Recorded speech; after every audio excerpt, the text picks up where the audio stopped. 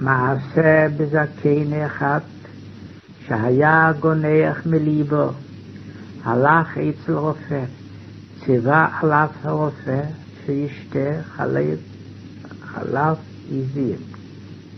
יצא וקנה לו עז, והכניסה לדיר. לא היו ימים. I'm Jeffrey Sachs of Beit Agnon, and you were listening to the inimicable voice of Shmuel Yosef Agnon, Hebrew literature's only Nobel laureate in Hebrew literature, won in 1966. This recording of Agnon reading Maaseh Ha'ez to his grandchildren is something that floats around in Beit Agnon and is available. We've made it available on our YouTube channel and on our website, and is used from time to time. I myself, having taught the story many times, have made good use of it. And I never had any idea of where it came from. And recently, in a conversation with my new friend Curt Leviant, I came to discover his role in bringing it about to the world. And in further discussions with Curt, who is a very well-known and well-regarded and accomplished professor of Hebrew and Jewish literature, much of his career having been spent at Rutgers University, is himself a novelist of very many books, an essayist, and one of the most distinguished translators of Hebrew and Yiddish literature into English over a very, very long career.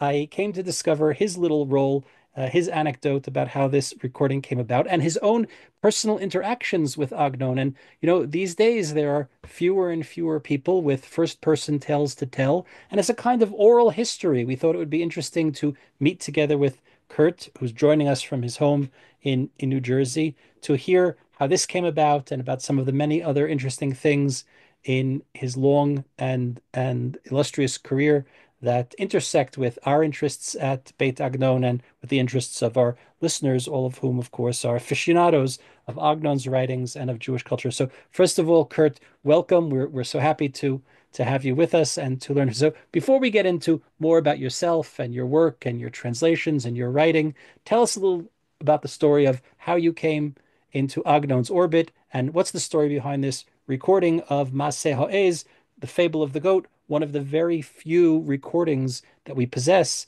of Agnon's own voice reading his own writings. Well, first of all, I had started studying with Professor Louis Schaffman and Ruben Wallenrod at Brooklyn College.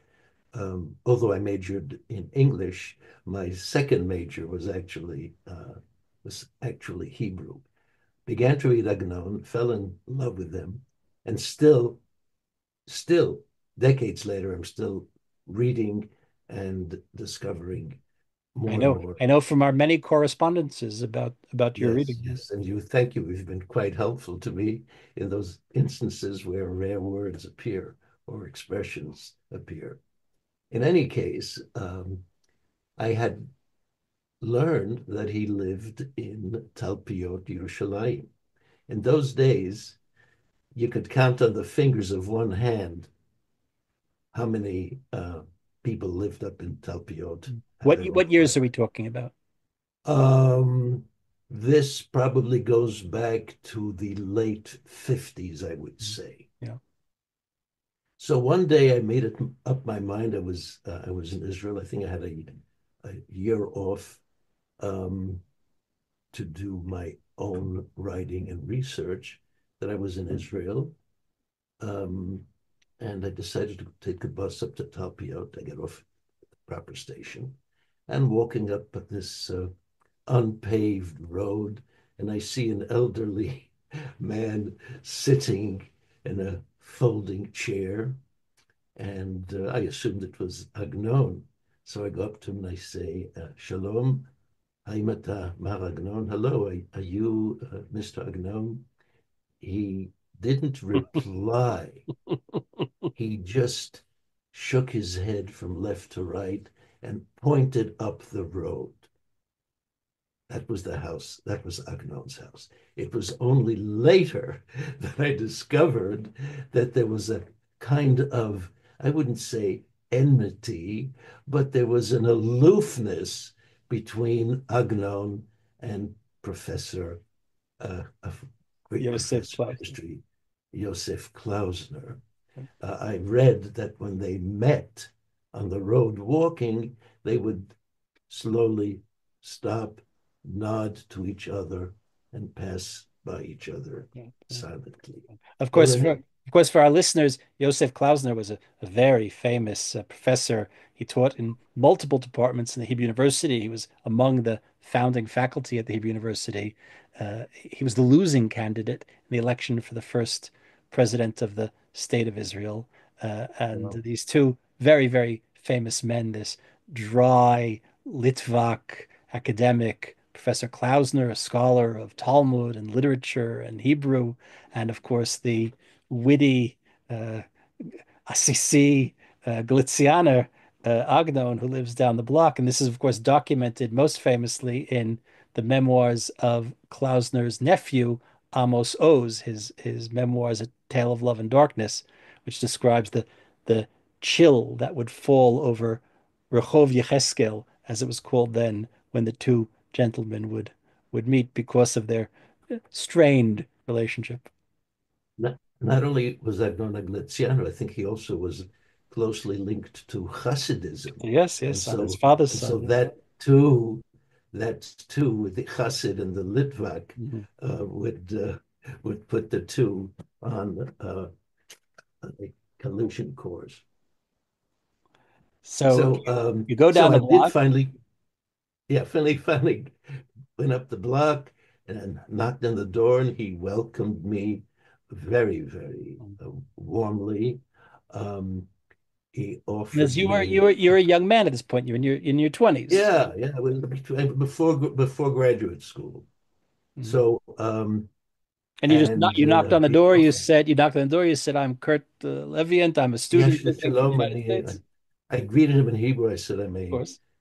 student. I'm an admirer of your work. I translated one of your stories. He invited me in very warmly. Mhm. Um, as you can see, I walked in like this with a bare head. Mhm. He um, gave me a little drink. I'll tell you an anecdote about a drink in another moment.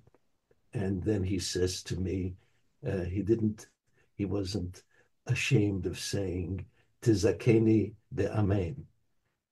Give me the privilege of saying amen. In other words, hinting to me that You I should should say make a a bracha. bracha, I should say a blessing before Okay. drinking. Mhm. But let me move forward several decades, much, much later, when my wife Erica and I went to visit him. Of course, by then he had known me, he had known about my translations. He told me how much admired was my Ido and Enam translation, this marvelous novella, which I think is his greatest work. Mhm. And I think that Ido and Enam also is one of the supreme works of fiction of the 20th century, no matter what language you're Mhm. dealing with. Mhm. And he also told me that whenever visitors come to see him who are non-Hebrew speaking, he would give them, because he already had the off prints in little booklets of Ido and Enam, and he would present this Mhm. This copy. novella Mhm. to them. But in any case, so here we are, Eric and I, um, sitting in his house, and typical of Agnon uh, treatment of visitors, he brings out a plate of cookies and some cognac. Of course, he fills up the little glass to a height much greater than either I or Erica could consume. And so we sipped a little bit of it, we schmoozed some more, and just before we're going, he takes the two little glasses, my father would call them stemperlach, little tiny whiskey glasses, and pours The the remnant back. remainder of what we had not drunk back into the Mhm. bottle. And he says, Chaval, Chaval, levazbez yash tov. He says it would be a pity to waste Good good cognac. liqueur. Yeah. So he poured it back into the bottle, and presumably with the alcoholic content, the next drinker would suffer no ill. No, didn't So, get your germs. yeah, But that story demonstrates two things that seem to be well documented. That Agnon was a great lover of cognac, and also a little bit of a penny pincher. but from So, the positive side, but let's mhm.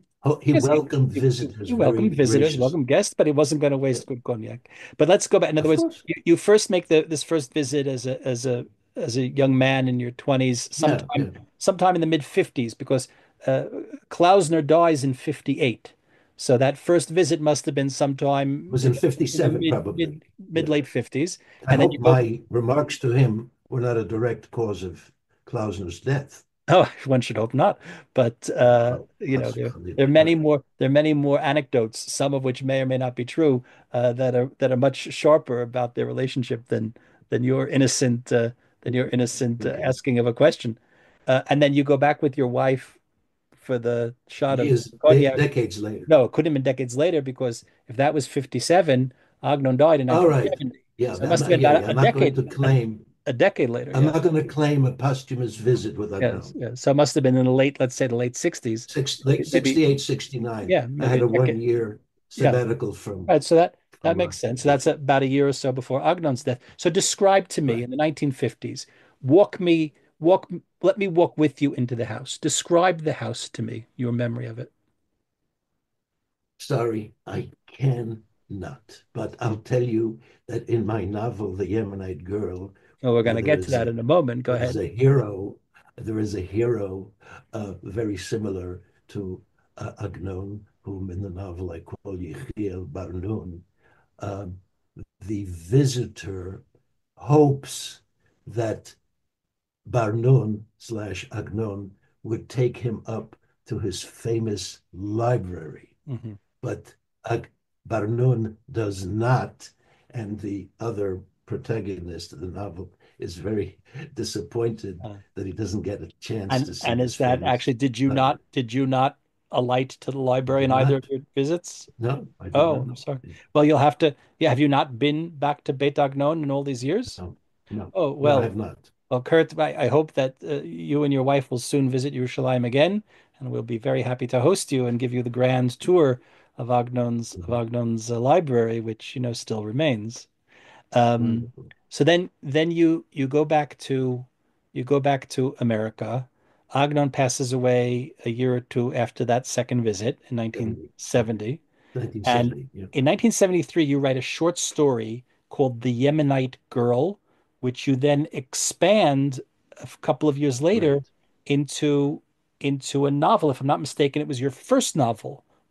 One of It was my first published novel, one correct. of one of how many novels do we have now at this point? 14, 15? 14, 14 1 novels 4. Mhm. that you've published. Yeah, And this Yemenite girl features a Jerusalem author, as you mentioned, named Yechiel Bar Nun. Now, the name Yechiel is on the same kind of register as Shmuel, and Shemuel, yes. Bar Nun, five letters ending Nun Vav Nun, like Agnon. It's not so much of a stretch. Agnon himself, of course, was very famous for implanting hidden meaning and hints in the names of his characters. And this author in your novel is somehow an homage to Agnon himself. So for those of us that haven't read the book, and the book is available, it was republished more than once, I believe, and is available. I think the most recent edition was published by Syracuse University Press, and I checked just now on Amazon. It's easy to get The Yemenite Girl by Curt Leviant. But give us a little synopsis of that book and how it grew out of that encounter with Agnon. Well, first I wrote the short story, and then I had the short story implanted into the novel, Mhm. where the hero, Ezra Schultish, who is a modest instructor of Hebrew language at a small college who loves Agnon and who is dying to get a recording of Agnon's Who loves or not Agnon Barnun's but Barnun. of Barnun's famous story, The Yemenite Girl, which is interpreted in mathematical slash literary terms as Curt Leviant trying to get Right. Agnon to Right. record for him the beautiful fable of a goat, the Maaseh Ha'ez. And the the quest is not a very easy one. It involves several phone calls, and there are always delays. Barnon, the Nobel laureate, says, "I'm tired. I can't make it. Can you make it another time?" And the and and Schultisch, the seeker of this recording, feels that the old man may be playing with him, and very likely he does, until finally, um, Barnon agrees to this recording of the Yemenite girl, just as Agnon agreed finally in 68, 69 to provide the recording. But to my, let's say, ill fortune or good fortune, it so happened that when the date that was set upon in Yerushalayim, I had fallen ill with hepatitis. Nothing grievous, but I had to stay in bed. So I called him up. I told him, I said, would you mind if my father came? He said, no, not at all. So it was really a wonderful encounter. They were both born in the same year. They Mhm. both knew Yiddish and Hebrew. And for my tata, my father, it was a wonderful Mhm. experience to spend some time with him again. Agnon being very gracious and warm, and Mhm. they had a wonderful time together. And And I it came back. was recorded in Agnon's home. It was recorded at Agnon's home on one of these large portable Reel tape to reel. recorders. Yeah. Yeah, reel to reel. And I was about, not too long ago, about to surprise you with a Mhm. gift in the, not hoping, but assuming that you did not have a copy of this. And you wrote back saying that you indeed We, did we have a we indeed copy. have it. I don't know. Nobody knows how it came to us, but it's been in Beit Agnon and it was digitized years ago. It's been available for a long And it's time. It's a it's wonderful. You marvelous to hear hear the him, you although hear it him read yeah with the Sephardic accent, but with the Ashkenazic, right I can't the call it the accent, but rhythm yeah. the intonations of, Maseh rather than the b'zakein last echad. Libi, like he will say Libi instead of Right, Libi. right. He'll instead of using the last That's right. syllable for accent I in the often Sephardic version. I've been living here in Israel now for over 30 years, and I often say that, one needn't feel bad about his Hebrew accent. We Olim, we who have made our home here from abroad, because you listen to Agnon, the master of the Hebrew Right. language. His accent was much Yes. stronger than mine. You listen to recordings of Ben Gurion or Menachem Begin, they sound like Yazideh. It's a different. One needn't feel bad about their accent as long as they nevertheless engage with the Hebrew texts. But he wasn't necessarily on the. There are a few, very few recordings of him reading his own work. Um, uh, he's not always the best, shall I say, interpreter of his own work. Now, here at this point that he's did this recording for you, he was already quite elderly, certainly by the standards of those years. And he passes away a year or two afterwards. But he stumbles over a word here or there. Um, but there's a lovely memoir that Gershom Scholem has of his memories of having met Agnon in the 1920s in Berlin, or even earlier than that, actually, in the late 19 teens, in the war years in Berlin, when Agnon was sojourning there for a dozen or so years. And Scholem describes being at some gathering in which Agnon was reading one of his stories. It turned out that it was the story that becomes, or it was a draft of the story that becomes Agadat HaSofer, the tale of the scribe, one of his very most beloved works. And Shalom describes the audience sitting around listening to him read. And he said it was like listening to someone chant the Haftorah.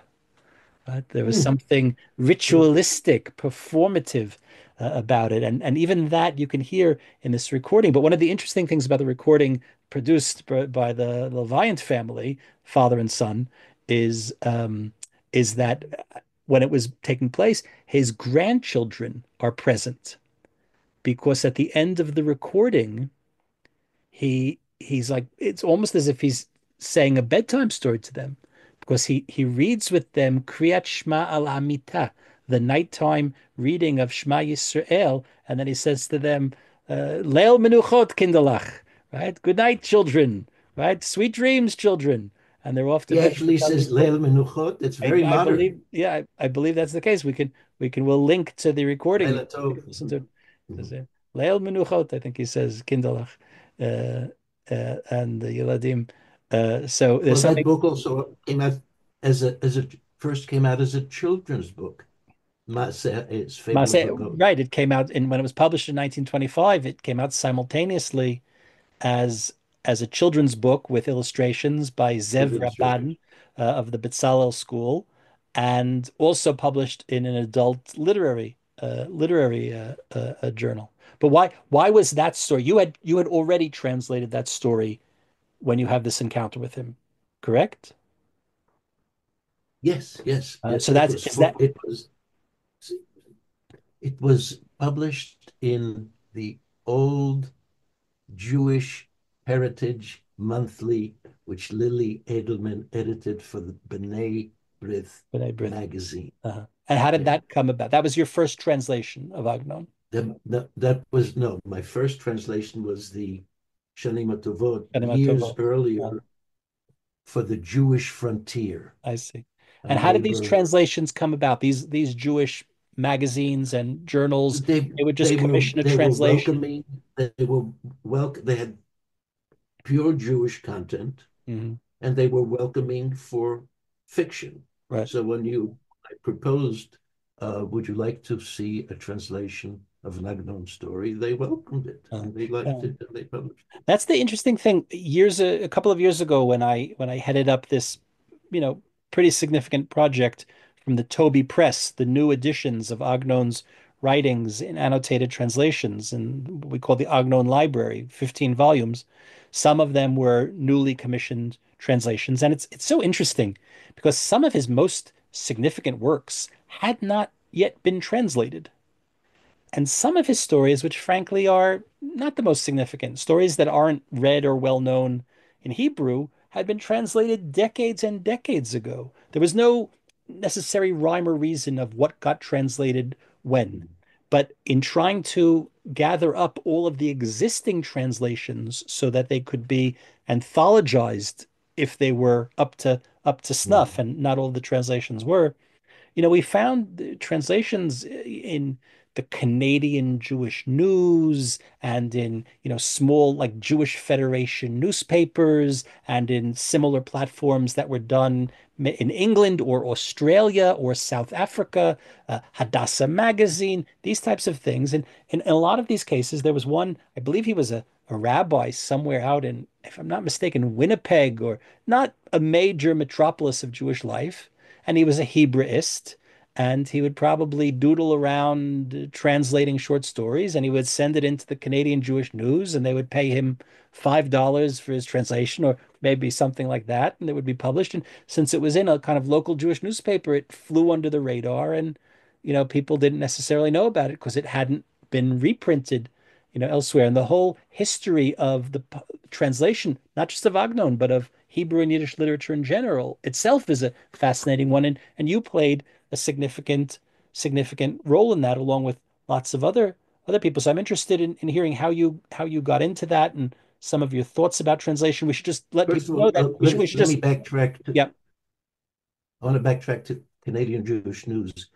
That was published and read almost all over Canada. Hmm. There were very, very few Canadian Jewish publications. uh, They died a few years ago, but I yes, understand they yes, came back as a kind of an online online website, yeah, yeah, format. yeah. But let me tell you that when I was sending out stuff to Jewish friends, there was a period when there were quite a number of Anglo-Jewish magazines. The Jewish Frontier was connected to a Jewish labor foundational group. There was the Independent Jewish Spectator, which Judy Weiss Rosemarin edited. There was the B'nai B'rith Jewish Heritage, there was Midstream magazine. None of these exist Right. anymore. Right. Hadassah is the only one that still exists. And then Tablet, as of a few years ago, Yes, you've came been back publishing things in tablet. Yes. online, Yeah. and they told me they have a hiatus of 2, 3 months, and they're coming back as a print in addition to online. Uh, Tablet is going to be on Uh, in well, a print form. commentary is still around, and they were a Yeah, significant commentary. platform. Yes, Commentary was a yes, significant platform for translating. They translated yes, quite a yes. bit That's published how I quite a got bit my about. first. Yeah. I got my first Shalom Aleichem Yes. commission Yeah. Yeah. in book form after having published one of Shalom Aleichem satires Right. in commentary, and Right. then So Thomas Yoselov, the publisher, wrote to me saying, "Would you be interested in doing a full volume?" right. So So that was my so let's first let's book. talk a little bit about your career in again, you had a long career in academia. You taught principally for many, many years in for quite a few decades in Rutgers, if I'm not Yes, mistaken. And then of correct. course you were a novelist on the side. Um, and then you were involved in this massive translation project, which you're still dabbling. I don't want to give away anything, although the Googler can find your date of birth online, but you're not in your 20s anymore, the age you were when you first encountered Agnon, and Well, you still have obviously, your if I'm out of my 20s, I'm in my you 30s. What's yes, up? yeah. 30s times three, but you still have your wheel to the your shoulder to the wheel, and you're still publishing new translations of Shalom Aleichem. I think one of the interesting things is that you're revisiting stories that you translated years ago and giving them a new life, which is a Well, fascinating first of all, let me tell you fascinating about thing. a novel, short novel of Shalom Aleichem called Moshkele Ganev, Mhm. Moshkele the Thief, Yes, I have it right here on which the shelf. I didn't realize, but when I got into it, I realized that here is a work of Shalom Aleichem that was not included in that massive 28 volume collection of Alavel, the complete works of Shalom Aleichem. I In don't know Yiddish, not why. collected in his complete Yiddish works, let alone Yeah, in his in, translations to Hebrew or English. yeah. In other words, in the collection of the Yiddish writers' posthumous Mm. full collection of work, collected works of Shalom Aleichem, this little novel, Moshkele Ganev, Moshkele the Thief, was not published. Mhm. And I proposed the idea to the Jewish Publication Society, explained the book. So the editor then says to me, usually I have to go through my board of trustees. He says, but in this case, I'm not. Just send me the manuscript. Right. And it was very, And very it's a well charming it's a received. charming book, and in the introduction you tell the story of how it came about, and it's a lovely. Just to help the listener understand, Oh, let me tell you, it was just translated into Italian. into Italian. Okay. Yeah, which is It lovely to have a translated work. translated from Yiddish into Italian, or from your No, from the translation English into Italian. a Jewish publisher, Guintana Press, Mhm. um, who took my novel, The Man Who Thought He Was Messiah, Mhm. about Reb Nachman of Bratslav. He had it translated from my English into the Italian. And so we've been in contact, and I suggested this book to him. He read it. He said, I'll translate it myself from the English, English. and it came out in Italian, and it was beautifully reviewed by one of Italy's leading novelists, Mhm. Eri De Luca. So, but let's just back up for a second and explain Back to our up, listeners. sure. In other words, your career in translation has focused, of course, you've done a number of Agnon stories and a few other works from Hebrew to English, but much of your work has focused, of course, on the classics of Yiddish literature, Shalom Aleichem, Bashevis Singer, and perhaps most significantly, your work with Chaim Grade, with whom you had Yes, a personal relationship yes, towards the end of his life. yes, Perhaps most famously, your two-volume translation of his Tzemach Atlas in English called The Yeshiva.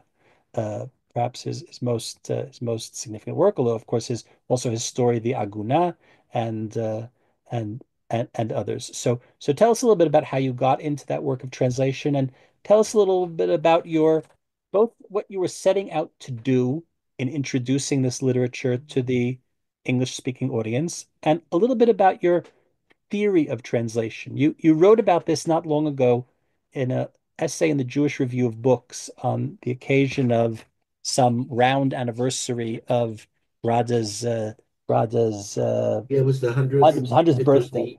the It was the yeah, anniversary of his 100th birthday. 2010. Yeah. So it's a little essay. Readers can find it in the Jewish Review of Books called Translating and Remembering Chaim Grade. And there you, besides sharing some juicy anecdotes, you set forth something about your theory of translating an author like Shalom Aleichem, or more specifically, an author like Grade or Agnon, who are very, very much more rooted in the world of rabbinic literature and tradition. Now, So okay, tell us a so little bit about your work in translation and your theory of translation. so I don't know if I ever use the word theory, but I do. First, let me back up with an anecdote. When my father years ago gave me my first book of Shalom Aleichem in Yiddish, I mean, we had spoken Yiddish at home, so this was not a foreign language to me. The next morning, he tells my mother, Unser Sohn liegt in bed. Our son is lying in bed und laying Shalom Aleichem and is reading Shalom Aleichem und lacht the ganze Nacht. And he laughs all Online. night long. The interesting thing was that as I was reading Shalom Aleichem from right to left, in my mind, from left to right, the English was percolating. So I was even unconsciously, And as you're I how was, old at this time? How old are you when oh, this? I was in 20s, my Uh, 20s, my 20s. So percolating in my mind is already the translation of this text. And later on, that's what I did. I took one of his satirical stories, sent it to commentary. Commentary loved it, published it, and um, a month or so later, I got a letter from Thomas Yaselov, the publisher, and he asked me to create, if I wished to, a complete uh, volume of stories. and So this is in the 1950s. yeah, it was 59. It came out in Uh, 59. Yeah, uh, my first book, and to a degree, by having a first book, it actually uh, opened the path for me to get a to get job other at commission. the university. At university, I I see. had a book in hand. Mhm. Anyway, so never mind the theory, but with Shalom Aleichem, with Chaim Grade, with Agnon, especially with Agnon and Grade, you could know the language. You could know Yiddish, you could know Hebrew.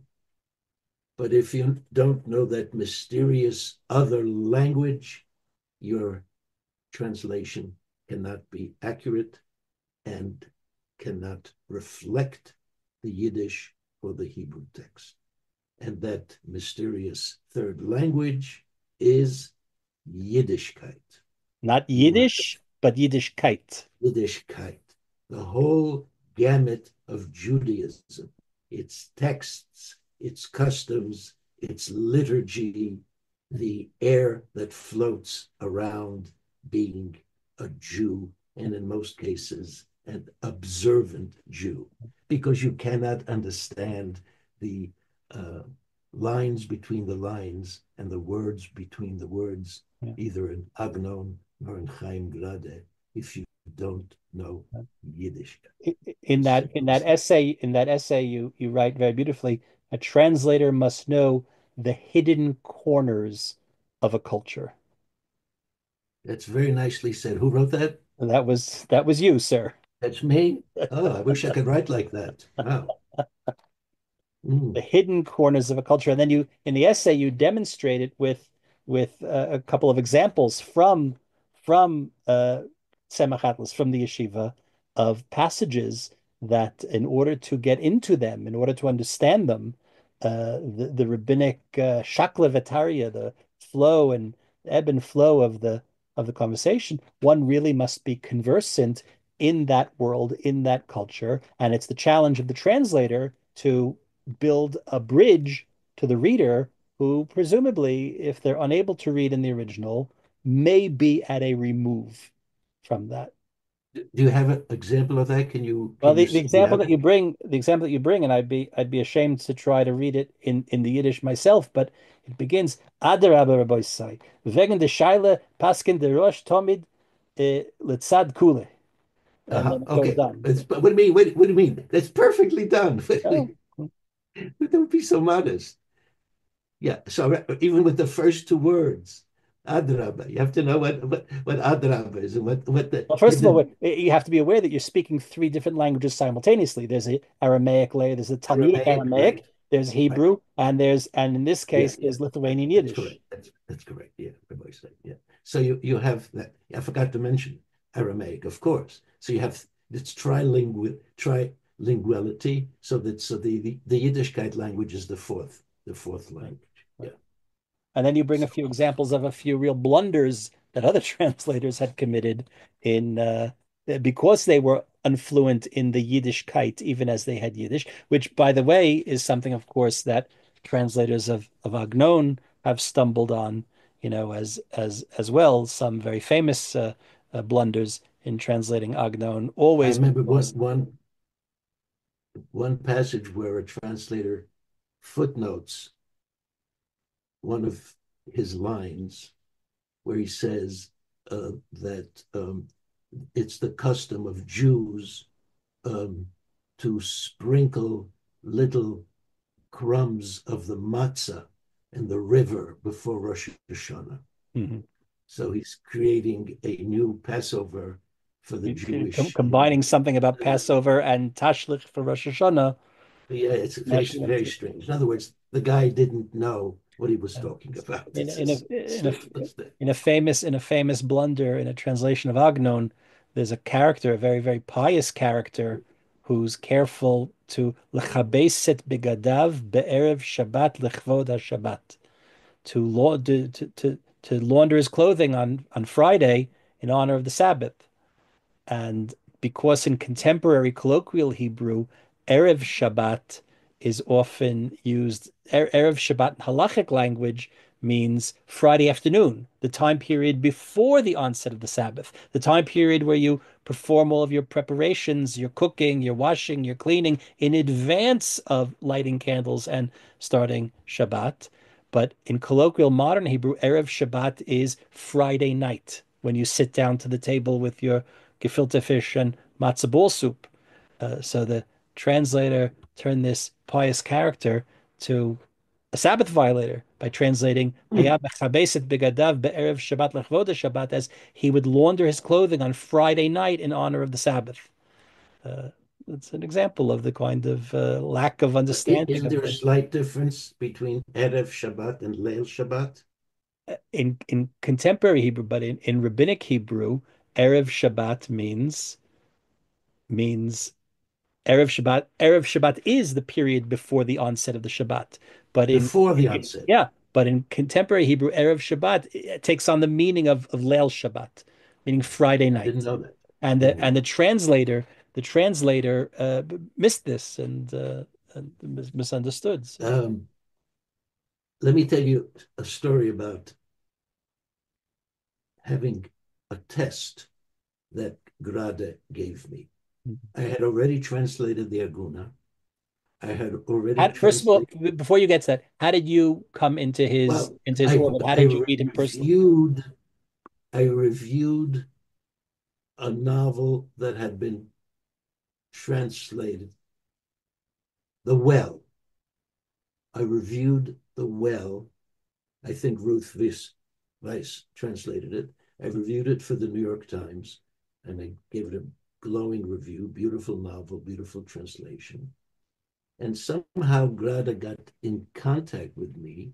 And he said, "I see you know Yiddish, you know the ins and outs.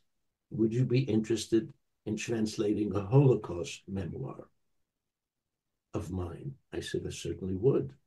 And I did. It was called The Seven Little Lanes, about his return to Vilna after the war and seeing the ruins. Then he asked me to do the Aguna, which I did, was also very well received. And then he was prepared to undergo, to get the yeshiva, the 2-volume yeshiva translated.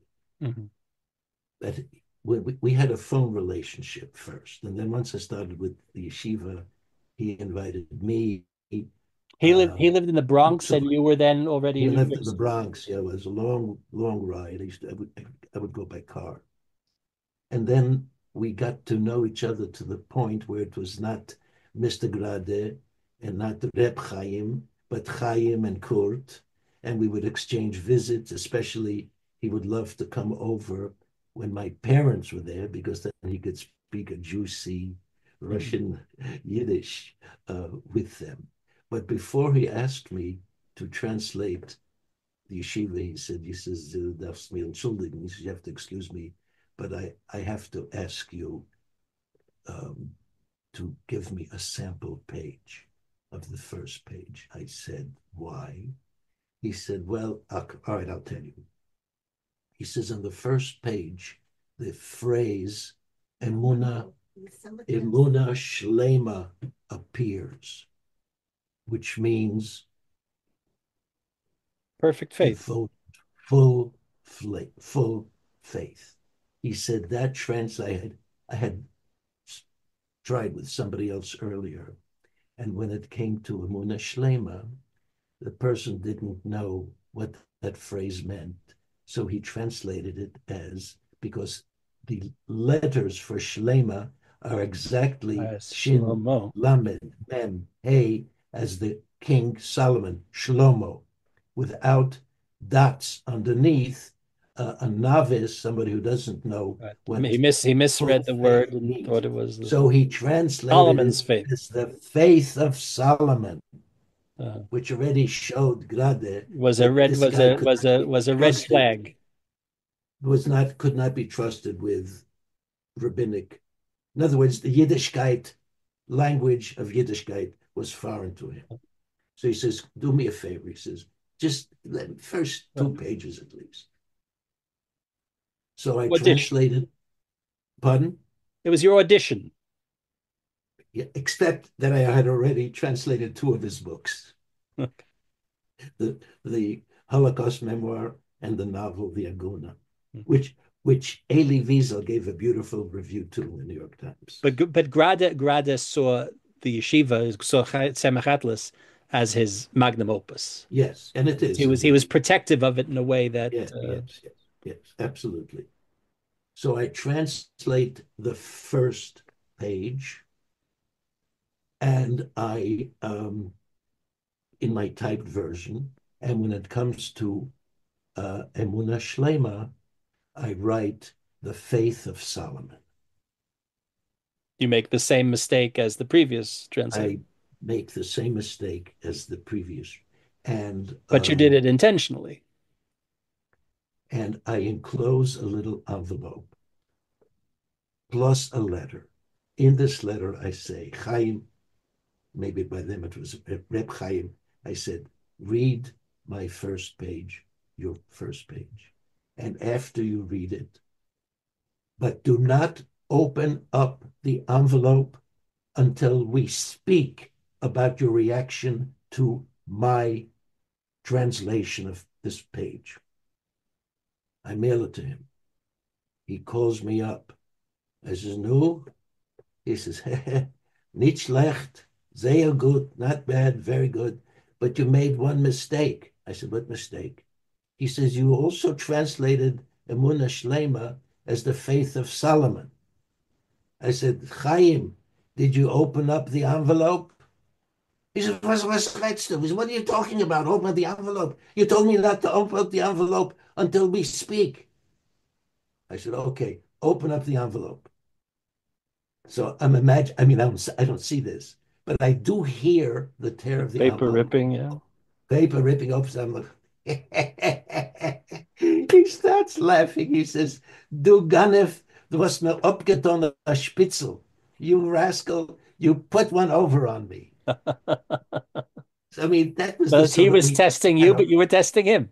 yeah, we had a wonderful, wonderful Uh, relationship. It was almost like an uncle and nephew, or even father and son. and once you really got into that, how long did it take you? It's a very long, it's 2 volumes. It's a very long, Yeah, it was un, more of it. It was yeah, but by the way, it was 1 year at a time, one novel at a time. fine, right. The first volume came out, and then it took about a year and a half, I would say, to translate. Uh, And and then and volume two. and he was involved with you the whole time. You would review the translation, or you had a free hand. Well, a freehand, really free. I mean, I would no, he wouldn't be reading the pages, no, Uh, freehand. And uh, when I had some problem, of course we would discuss. In fact, I would love to go up to visit him. And mhm, as I said, we developed a very hugging, embracing, kissing. I mean, can you imagine? Like an uncle, like a father. right. Except there was one impediment Uh, in this so, yeah, lovely, those that know warm anything about relationship. Grada will know what your next sentence will be, but fill us in. Um, he had a wife named Ina who was terribly jealous of anybody becoming in any way involved, affectionately friendly with him. And she put her foot down. She tried to interfere. My hunch was that she could not read Yiddish, although later on a couple of books came out which said translated by Ina Grada. She did not know how to read Yiddish. Mhm. My hunch was that she wasn't even Jewish. Oh, okay. One day in December, I came into the house, and guess what? At the end of December, in Chaim Grada's living room, Hard to believe. a Christmas tree. Mhm. Christmas tree. That this happened to me also once when I was in Israel during one of my earlier years, visiting and saying hello and writing about the various living Hebrew writers. Chaim Hazaz, Yehuda Yari was very friendly. I got to know him very well. And Gershon Schofman. Mhm. And Mhm. in his house too in December, I saw a Christmas tree.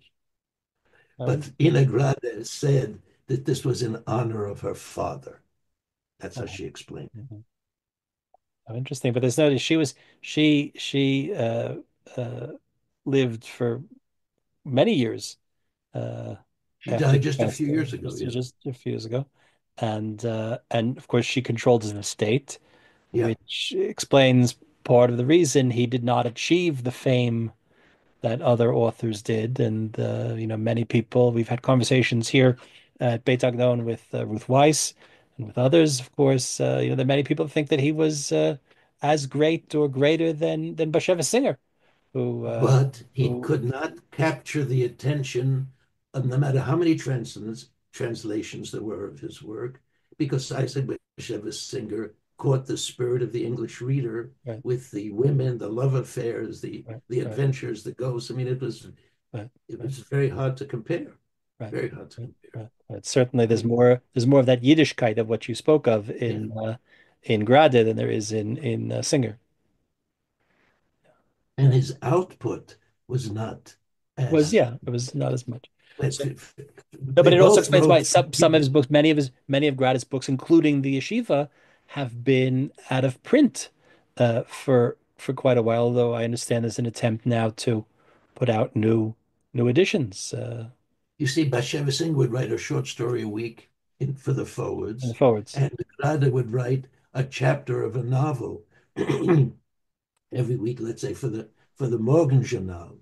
And it was not so easy to publish little chapters in Hmm. English translations Yeah, as it was to publish the short stories. yeah, yeah. He told me a wonderful story. He once got, um, I come, yeah, maybe you read this. I come up to visit him 3 weeks or 2 weeks before Pesach up in the Bronx. and he points to a little square box about 2 feet square and 1 inch high. He says, "This what this is? You see what you know what that is?" I recognized it right away. It was a box of Schmurmatz. Schmuramat. He says, "The Weisfeld mir geschickt. You know who sent this to me?" I said, "How should I know?" He says, "The Lubavitcher Rebbe, Mhm. the Lubavitcher Rebbe, Schneerson, mit a persönlichen Schliach, with a personal messenger. Every Erev Pesach, the Rebbe would send him a box of Matzes. Shmuramatz." Mhm. That's So I interesting. said to him, "Chaim, du pravest a Seder?" I said, "You, Chaim, Make a you Seder. secular Jew," in parentheses, you, secular Jew, you make a Seder. He says, it's angry. He says, "Was meinst du? What are you talking about? Du meinst, ich bin a goy? You think I'm a goy?" He did. He had it say that. Right. But Okay. he says, one day I get a call from the Rebbe. And the Rebbe says, "Du feelst nicht gut? You don't feel well?" So Chaim says, "How did you know I wasn't feeling well?" He says, "Because for the past 2 weeks, I haven't seen the chapters of the yeshiva in the Yiddish paper." Can you imagine the Lubavitcher Rebbe was reading Reading.